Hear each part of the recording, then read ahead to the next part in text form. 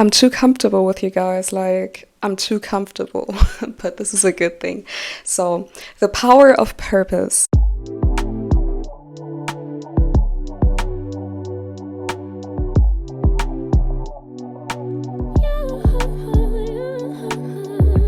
Purpose is all about aligning our passions, values, and talents with a larger collective vision. Let me read that again.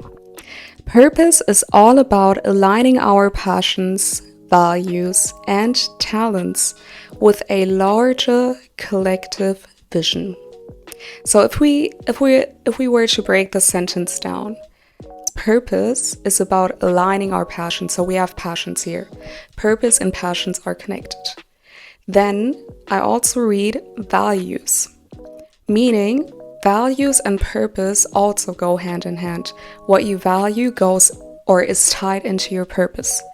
Then talents. Talents belongs to passions, but is also connected to purpose, because what you're good at, what you're skilled at, will help you ace your purpose, basically. And then also, and that's actually the impact when you step into your purpose, because a purpose is always like having a huge impact. And collective vision, this is where I wanted to go. Collective means a group, something bigger than you, something bigger than two people, something bigger than perhaps 5 people. It's a collective. So purpose is basically not only for your sake, although oftentimes, when we try to find out our purpose, we ask ourselves, okay, like, how is this purpose gonna improve my life? It will improve your life, but that is actually the side effect. That's a byproduct. When you step into your purpose, it is actually a byproduct. Let me sit straight, excuse me. Because this is getting more serious here. So it is actually a byproduct of you to step into your purpose. And if you do so, then the rest will follow. So actually the main reason, the purpose of purpose, is to impact a collective. It is for other people. It is bigger than you. Let me start preaching on this preaching on what I'm already preaching on. We have a problem making things all about us. And I heard that saying somewhere, and it really got to me because my ego got hurt. And that person said, your purpose, or what you're meant to be doing, is bigger than you. It has nothing to do with you. It's like, of course it has something to do with you, but it's not about you. We always make things about us. And therefore stand ourselves in the way, but actually don't have this longer vision that this will impact people. Yo, I'm talking to myself right here. Let me give you an example. Let's make it more visual for us. What it means to have a purpose. Let's say you are a product. You can make up in your head what product you desire to be. Yeah, just play along, thanks. A product cannot produce itself. It cannot, put its pieces together by itself. A product is made. And the manufacturer in that case finishes before they begin. That means when God created you, He already knew what He put inside of you. So your purpose, right?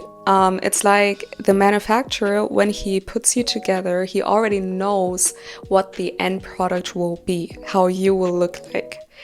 And then the purpose exists before the product, meaning your purpose that the manufacturer put in you already exists before you exist. So let's say we're about to create a product that facilitates grabbing food in the supermarket. And the purpose already is that you are created to facilitate helping people reach, food in the supermarket. For example, because small girl problems, I cannot reach the top shelf. So I would need that product to facilitate me reaching the top shelf. So you already have a purpose before you actually were created. Products are produced by purpose in general. Your end was established before your beginning. What you're meant to be doing, like the whole path until the end, was already established before you even started. Last but not least, your conception is proof that there isn't something finished that you were born to start, meaning why you were created is basically because there is a gap in the market, there is a gap in the world, needing you to fill this gap, to close this gap, basically. And that's why you were created. So this also kind of shows purpose in a more visual way. Like, if it helps you, then just come back to this example of you being a product, and before you actually being created, being constructed, that the person who invented you already knew who you're going to be and what you're going to, what purpose you're going to have helping people. So at the end, discovering our purpose is not just a luxury, it's a necessity in our lives. When we live with purpose, every moment becomes rich with meaning, rich in happiness, rich in love, rich in wealth, rich in gratitude. Purpose provides us with a sense of direction, guides our decisions and actions. It fuels our motivation and perseverance.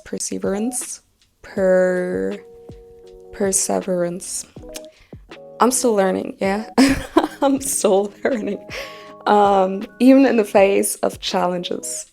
So, without purpose, we may find ourselves drifting aimlessly, feeling unfulfilled and disconnected. And this is the last thing that I want us to experience, because we have the choice, we have the decision each morning when we wake up to tell ourselves, hey, I don't want to endure this anymore. Hey, I don't want to go through this job forcing me, even though I feel like my health is already going against me, against my decision making.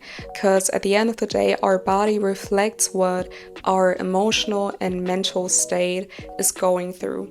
It's literally just coming out from the inside out. So whatever health problems you might have, might be connected to your emotions, might be connected to your mental state.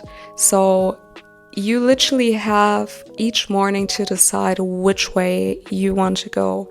Although I know life can be pretty on autopilot, you still have the choice to make different decisions. Nobody's putting a gun to your head, forcing you to do the things that you actually don't want to do in the long run.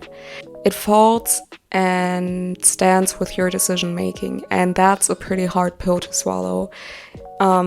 Because knowing that at the end of the day, there's no one to blame but yourself if you're not happy. Of course, life can make you unhappy in circumstances, but do you have to be in those circumstances? Do you have to endure certain things? Do we have to do this? Nobody's literally putting a gun to our head, forcing us to stay there. So we're freer than we actually think we are. We're just lying to ourselves, thinking that we're not, day by day. And that's why we lose hope, that's why we lose perspective. But deep down,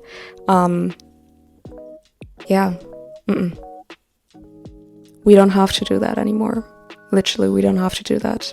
So guys, before we get too philosophical here, thank you for watching this YouTube video. I really hope that this message got to you, that it impacted you, that it shifted your perspective in some way, shape, or form. I really hope so. And as always, share this with someone who needs to hear this. Hit the subscribe button and hit the notification bell to be notified each time I upload, and give it a big thumbs up if you like it.